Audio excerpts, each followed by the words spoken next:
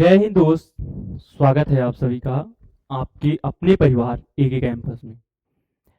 आज मैं उस शिक्षक की बात कर रहा हूँ जो हम स्टूडेंट के बीच में इतने लोकप्रिय हैं, हमारे विवेक सर। और हम लोगों के लिए इतना संघर्ष कर रहे हैं, ग्राउंड पे उतर करके संघर्ष कर रहे हैं, ना कि ट्विटर पे ट्वीट ट्वीट खेल रहे हैं। तो हम लोगों का एक फर्ज बनता है कि हम कम से कम जिस मार्ग पे वो चल रहे हैं तो खड़े तो हो जाएं कम से कम। ये हम लोगों का फर्ज बनता है। और ये उनकी लड़ाई नहीं है, ये हम सब की लड़ाई है। वो अपने लिए नहीं लड़ रहे हैं, ये हम लोगों के लिए लड़ रहे हैं। तो 12 जून को हम लोग उत्तर प्रदेश में बिल्कुल रेडी हो जाएं। वहां पे जो भी धरना प्रदर्शन होगा हम लोग साथ हैं, बिल्कुल अकेला ना महसूस करें। और ये सिर्फ एक स्टूडेंट की गुहार नहीं है, ये हर एक स्टूडेंट को वहां पे पहुंचना चाहिए। ऐसा नहीं है कि नीट वाला जो है तो नीट में जाए, एसएससी वाला जो है तो एसएससी में जाए।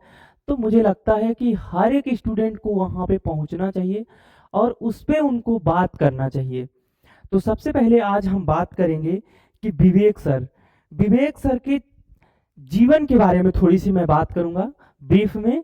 और विवेक सर के बारे में कुछ चीज़ों को जानेंगे। फिर इसके बाद क्या कारण रहा कि उनकी कोचिंग सेंटर सील हो गई, और क्या कारण रहा कि उनकी ऑनलाइन भी जो स्टूडियो था वो भी सील हो चुका है। उनको इवन किसी स्टूडियो में वहां पे पढ़ाने के लिए परमिशंस नहीं दे रहे हैं, इस डर से कि कहीं मेरा भी सील ना हो जाए। ठीक है, तो मैं बात करता हूं विवेक सर के। तो विवेक सर का जन्म उत्तर प्रदेश के बुलंदशहर जिले में एक छोटे से गांव में हुआ था। विवेक सर का जन्म कहाँ हुआ था? उत्तर प्रदेश में बुलंदशहर में एक छोटे से गांव में हुआ था। उनका परिवार एक मध्यवर्गीय परिवार है, पृष्ठभूमि से उनका संबंध है विवेक सर का। और विवेक सर की अपनी स्कूलिंग शिक्षा वहीं उत्तर प्रदेश से ही हुई है। शिक्षा पूरा करने के बाद उन्होंने एमटेक मास्टर ऑफ टेक्नोलॉजी की डिग्री हासिल की। ऐसा नहीं है, विवेक सर ने अपनी पढ़ाई एमटेक करने के बाद उन्होंने अपना एग्जाम दिया था यूपीएसआई, उत्तर प्रदेश दरोगा। उन्होंने उत्तर प्रदेश दरोगा का परीक्षा में भाग लिया था और उस परीक्षा को क्वालिफाई किया। परीक्षा क्वालिफाई करने के बाद उन्होंने अपना कैरियर शिक्षा को चुना। उससे पहले वो किसी स्कूल में पढ़ा रहे थे, छोटी मोटी स्कूल थी जिसमें वो काम कर रहे थे, अपना पढ़ा रहे थे। जो भी है, उसमें पढ़ाते पढ़ाते उन्होंने एक ऐसा मतलब उनके लाइफ में मोड़ आया जिसमें उन्होंने सोचा फिर उन्होंने अपना वो कूच कर गया कहाँ? दिल्ली मुखर्जी नगर में, जहाँ पे एक कोचिंग सेंटर का हब है। उन्होंने अपना किसी कोचिंग में पढ़ा रहे थे, पहले ही जाकर के वहां पे उन्होंने कोचिंग नहीं खोली थी, वो किसी कोचिंग सेंटर में पढ़ा रहे थे। फिर उन्होंने 2018 में उन्होंने अपना एक यूट्यूब चैनल खोला, एग्जामपुर। इतना सारा चीज होने के बाद विवेक सर ने अपना 2018 में एक एजुकेशनल चैनल एग्जामपुर अपना एक अकाउंट बनाया और उस अकाउंट में अपना पढ़ाना स्टार्ट किए। और उसी में पढ़ाते पढ़ाते उन्होंने आज इतने बड़े एक बच्चों के बीच में अपनी जो दिल में, हर एक बच्चों के दिल में वो अपनी एक जगह बनाए। तो कहा जाता है कि अगर संघर्ष, अब सोचिए 2018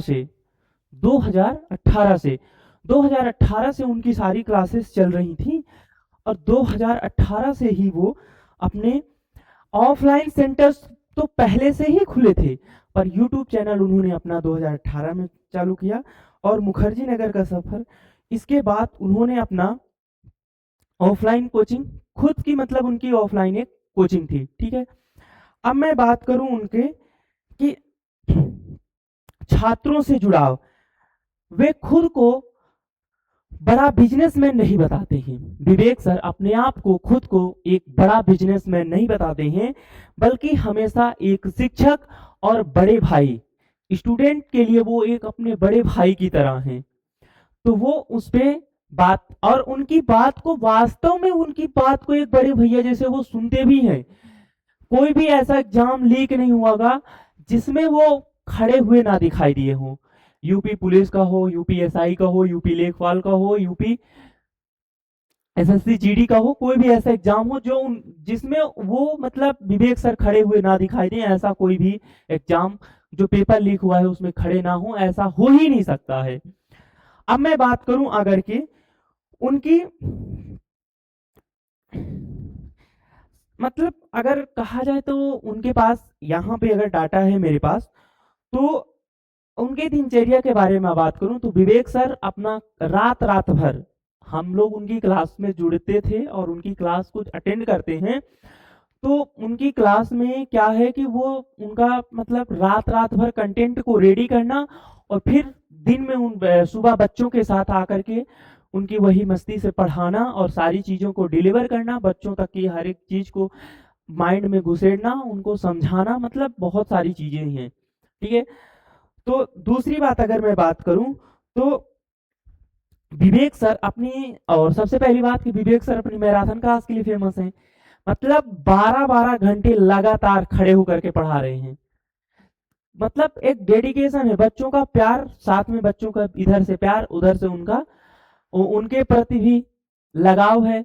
तो वो मतलब 111 करोड़ की कंपनी के मालिक हुए, मतलब कोचिंग संस्थान के मतलब वो मालिक होने के बावजूद भी उनकी सादगी को अगर देखा जाए तो वो अपने ही कोचिंग संस्थान के एक नॉर्मल सी टी शर्ट में, और जब भी बच्चों के बीच में जाएंगे तो लगेगा ही नहीं कि जब वो मतलब प्रोटेस्ट में जब जाते हैं तो मतलब ऐसा लगता है कि एक स्टूडेंट की तरह नारा लगाते हुए, मतलब बहुत सारी चीजें हैं। ठीक है, दूसरी बात अगर मैं बात करूं कि उनकी कोचिंग सेंटर सील हो चुकी हैं, कोचिंग सेंटर सील हो चुके हैं।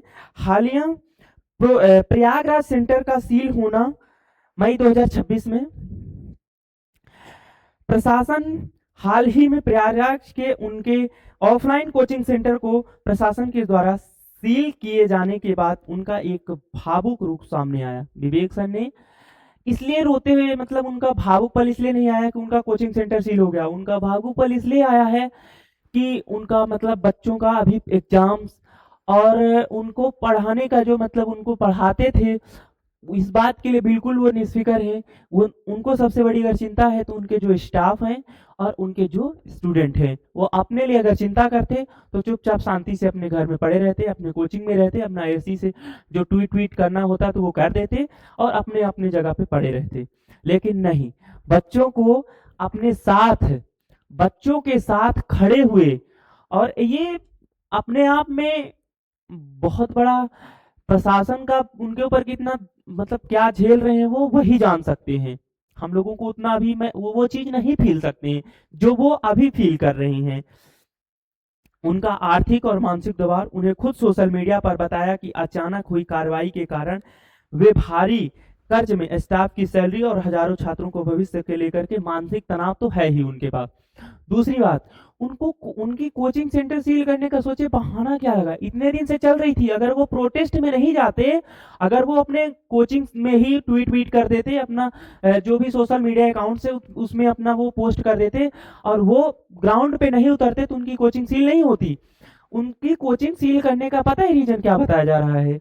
उनका रीजन बताया ये जा रहा है कि जो उनके फायर एग्जिट्स हैं तो वो सही से नहीं है, और क्लासरूम की मतलब वो सारी चीजें कमियां निकाल रहे हैं कि फायर एनओसी नहीं है, यहाँ पे एग्जिट इतने नहीं है, यहाँ पे मतलब कि बहुत सारी चीजें उनको मतलब कमियां निकाल रहे हैं। बस कहते हैं ना कि जब तक कि गड्ढे में जब तक कि गिर नहीं जाते हैं तब तक कि उसकी मतलब वो सामने वाला वो उसको पता नहीं चलता था कि यहाँ पे गड्ढा था, और फिर वहां पे 4 लोग वहां पे घेर लिए उसको। अब जैसे उसी टाइम पे मुखर्जी नगर में जब उस टाइम पे आग लगी थी, पूरी बिल्डिंगें सील कर दी गई थी, तब तक कि उसके पहले उनको मतलब प्रशासन को नहीं दिख रहा था कि मतलब बिल्डिंग कैसी है। जैसे ही आग लगी पूरी कोचिंग बंद, और जिस मतलब ये था कि जिन्होंने पैसा अच्छा खासा दे दिया उनकी कोचिंग चल रही है, जिन्होंने नहीं दिया उनका कोचिंग बंद है। बहुत साफ रीजन है, इस बात को कहने में मुझे कोई डर नहीं है। जिसके पास अच्छा खासा था उनकी कोचिंग चल रही थी, जिनके पास नहीं था उनकी बंद थी। और ऐसा नहीं था, मुखर्जी नगर में दिल्ली की जितनी भी बिल्डिंगें थी मुखर्जी नगर में, उनमें कोई भी ऐसी बिल्डिंग नहीं थी जिसमें ठीक ढंग से क्लास के लिए जितने क्लास के रूल रेगुलेशंस होते हैं उस हिसाब से कोई भी एक ऐसी बिल्डिंग नहीं थी, कोई भी ऐसी सिंगल बिल्डिंग नहीं थी जिसमें वो क्लासेस प्रॉपर ढंग से चल रही थी। किसी की क्लास बेसमेंट में चल रही थी, किसी की क्लास एकदम टॉप फ्लोर पे चल रही थी, किसी की क्लास सेकंड पे चल रही थी, किसी की क्लास थर्ड पे चल रही थी। तो छात्र पढ़ रहे थे और टीचर पढ़ा रहे थे, कोऑपरेट चल रहा था, सारी चीजें यहाँ तक की ठीक थी। बस हुआ क्या कि जब टीचर छात्र के साथ खड़ा हो जाता है और उनके